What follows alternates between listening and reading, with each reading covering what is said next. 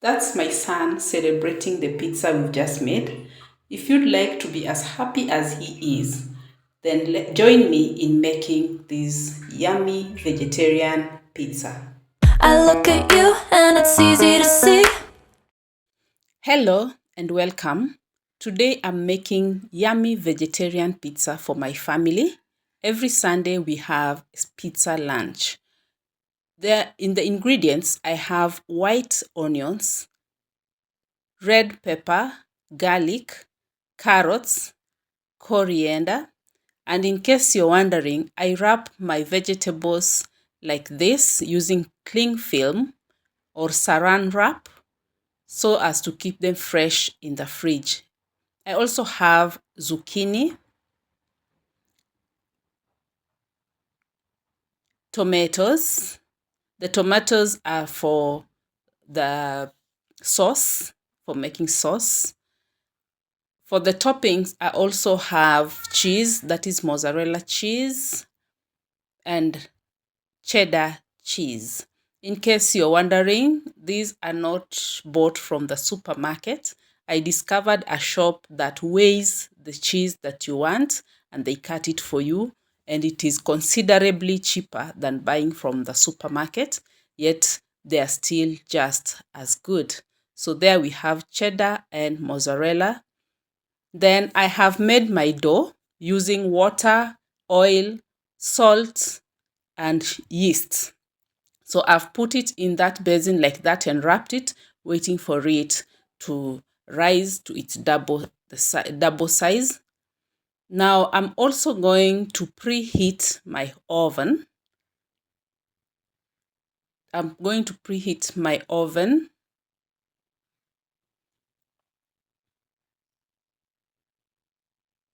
in preparation because I need it to be hot when I put in the pizza. In a sufuria or a pot, you will put just a bit of oil in order to start making the sauce. I've already chopped the onions. Those are red onions, not the white ones that you saw. The white ones, I will use them for the topping. Okay.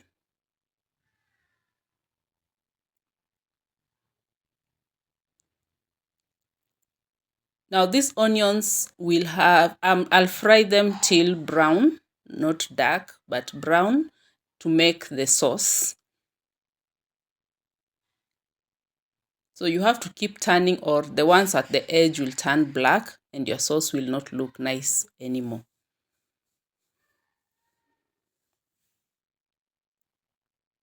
So you can't just put it in and leave it at that. You have to keep turning to ensure that all of them brown at the same time. These are the spices that I'm going to use. We have black pepper, I have turmeric, I have coriander, I have curry powder, and paprika. And I've also grated the tomatoes. You can blend them, you can grate them, you can chop them up, but I prefer to grate mine. I look at you and it's easy to see. You are the someone I've been trying to meet. I got you.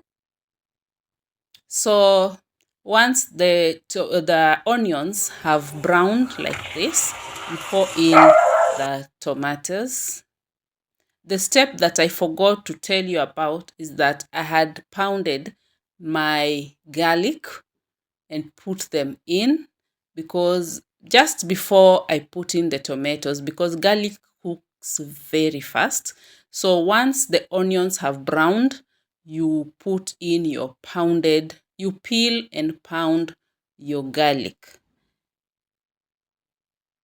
I put in half a clove, half of that whole garlic you saw. I took half of it, peeled them, and crushed, pounded in a pestle and mortar. And of course, we also have to put in the spices. Now, some people prefer putting in the spices just after the garlic, but I put them in this way for no particular reason. I just don't want them to burn because they produce a taste that my children do not like. So you stir them in like that, and then you'll put in some salt, just salt to taste.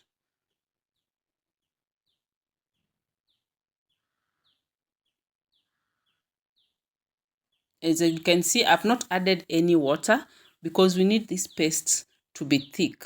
These are the ones that I did not show you before. I pounded them like that and then added to the onions just after they had browned and just before I put in the tomatoes. So the tomatoes have already thickened. It takes like a bit of like 5 to 10 minutes on low heat. Just let the tomatoes cook. Okay, you let them cook until the little oil you had put, you can see it separating. Then you know your tomato sauce is ready, and you put it aside. Don't add water because tomatoes produce their own liquid. Just keep stirring so that it does not burn.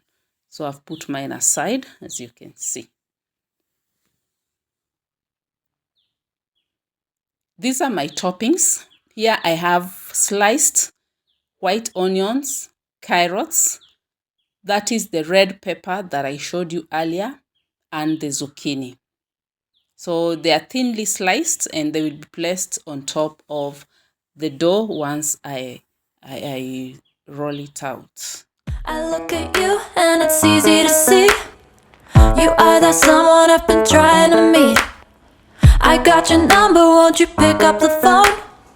Don't leave me hanging on the Now, the coriander, for those who might be wondering, I will not put them immediately. They'll be put in about 5 minutes before the pizza is ready. Now, I use this grater for my cheese. I like it because there's a compartment down here that captures the cheese and I don't lose them. Right now, things are so expensive, you don't want to lose a single thing. So this one has been very helpful because as I grate, they're captured down there and I'm able to remove and put them wherever I want. So these are the cheese that I will be using, the cheddar and the mozzarella. That's how they look. So once I grate the cheddar, they look like that, and you can see they're captured nicely in the container. So these are the two types of cheese that I've grated, mozzarella and cheddar. They look like this. I prefer to use more of the cheddar than the mozzarella. That's why you see the discrepancy in the amount. My dough has risen to double its size. I make soft dough, soft enough and pliable, as I will show you. When you touch it or you press it, it should have a lot of give, like that. Very soft and fluffy. Okay. See, it's not sticky, but it is soft. That is very important so that you don't give your family hard crust. Now, that is how I coat my pan. At first, I thought I would put it down there, but it would make it a big mess. That is the part of the dough. The dough was so much, so I decided to keep some in the fridge so that next time I'll have an easier time just making the toppings instead of starting from scratch. So that is my dough. As you might have noticed, I only use my fingers to spread the dough. Don't roll it with a rolling pin. Okay, I find that it is better when you just use your fingers to your required thickness. Some people like a thin crust. Some people like a bit of, the crust should be a bit bigger. So that is mine. And then you get a fork and press the fork into the dough so that as you put it in the oven, the dough will not rise. Remember, it has yeast, so that it does not rise and you lose all your toppings. So this is to remove the air when the baking process starts. Okay. There we have our sauce ready. It has cooled down a bit. So as you can see, it is quite thick. And that is the reason why I did not add water. The sauce needs to be thick like that, not runny. So you spread it like you're spreading jam or margarine or butter on your bread.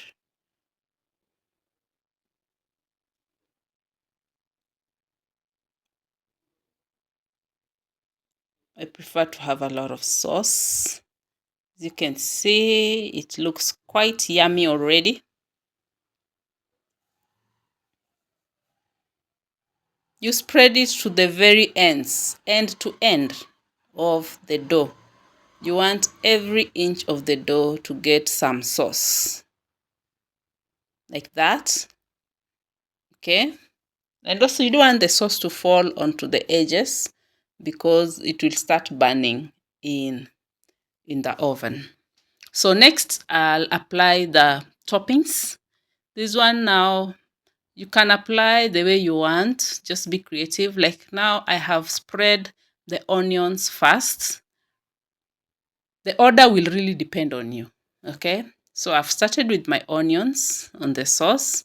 And then after every topping, I put some cheese. I like it that way.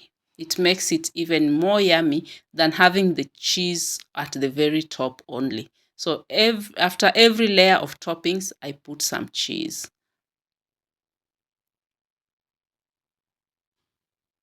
Not a lot, because at the top is where we put a lot of cheese.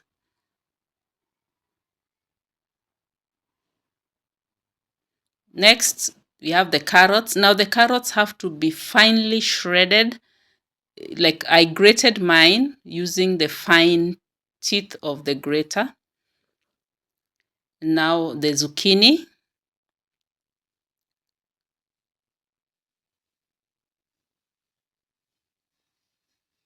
Some people call it courgettes. Some people call it zucchini. When you go to your greengrocer, they'll be able to show you. You spread it all around so that with every slice that your people take or you take, you'll get all the toppings. Again, with the cheese, it's good to add the cheese after every layer.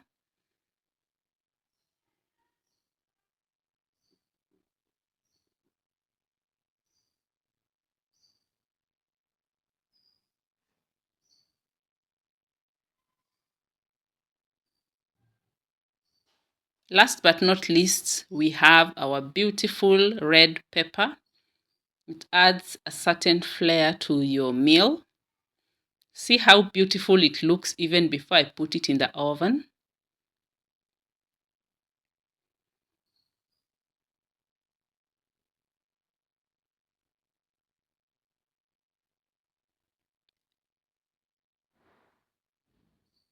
And now it's time for it to go into the oven. And let's not forget the salt, of course. Remember, it's salt to taste because our sauce already has salt. The cheese has some salty flavor, so do not overdo it with the salt.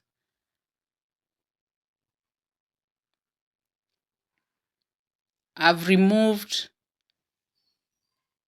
at this point, I've removed the the pizza 5 minutes before so as to add our coriander or parsley if that's what you're using. This step is optional. The pizza was okay the way it was, but my children love the extra topping of coriander. So I'll return it again for just 5 minutes.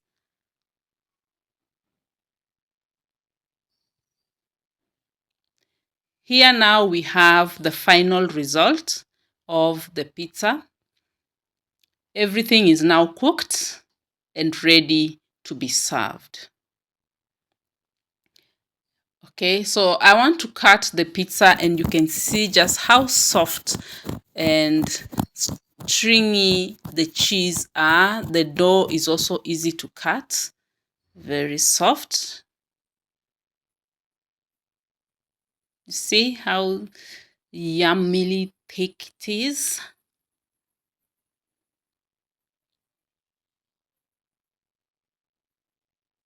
And you can see it's all cooked through, even the dough. Some people prefer to have burnt edges. If that is your preference, you'd leave your cheese just a little bit longer. But for my children, they like it soft like that so that even the younger ones can eat. As long as the dough has cooked through, it is safe to eat. And this applies for both vegetarian and the non-vegetarian pizza. Sometimes I do the vegetarian, sometimes I do the ones with the meat, the chicken, the beef. Yeah. That one got stuck there. And you see now why it is important to spread some flour, because if I had not done so, the pizza would have stuck to the tray. It's quite soft and pliable. But can you see? It looks so yummy, and the cheese has melted beautifully. And you can see the layers of the toppings. I have children who prefer the thick dough. I have children who prefer the thick toppings. So this is why I make my pizza like that. So everyone gets what they like. Okay. And the use of the white onion on top instead of the red one also helps, because the white onion, see the cheese, see that pull. Okay. Because the white onion is milder in flavor. So even the children who don't like eating onions would eat that. That's the cheese. See the pull. So nice. So that is a small slice of pizza. And I'm going to hold it so that you can see how soft and pliable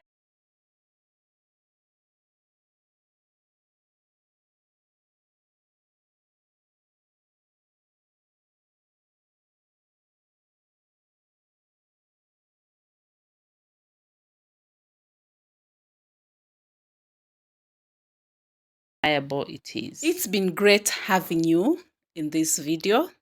Till next time, remember to subscribe to watch more of my videos, press the notification bell, and like the video so that it may be suggested to you again. I enjoyed being your host today, and may you go out and make pizza for you and your loved ones. Until next time, it's bye-bye from me.